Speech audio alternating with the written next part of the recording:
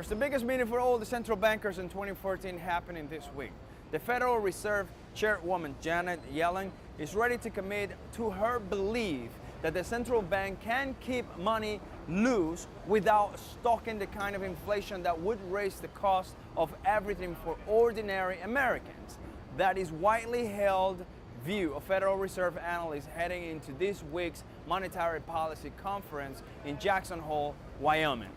The biggest annual meeting for central bankers to discuss new ideas and the workings of the economy, hosted specifically by the Federal Reserve Bank of Kansas City. Since taking over as Fed chairwoman in February, Yellen has consistently maintained that the Fed's quantitative easing and zero short-term interest rate policies are still necessary because of the weakness of the labor market. In a speech about labor markets in Chicago in March, Yellen explained eloquently that one reason why I believe it is appropriate for the Federal Reserve to continue to provide substantial help to the labor market without adding the risk of inflation is because of the evidence I have seen that there remains considerably slack in the economy and the labor market. What do we get from this? The lesson was clear.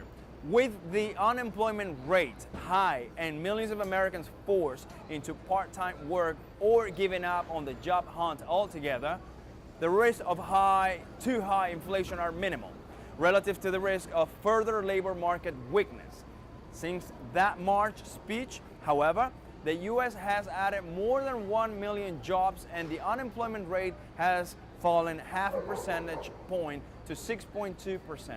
Meanwhile, the inflation rate has begun rising toward the Fed's 2% goal and business economists' expectations for roughly about 3% economic growth the rest of the year have pretty much firm.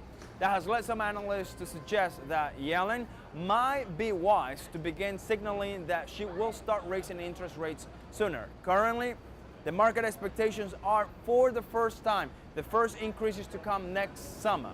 Nevertheless, Yellen is expected to stay the course, effectively placing a bet that over the next year or so, it will be better to risk higher inflation than a relapse in the labor market recovery.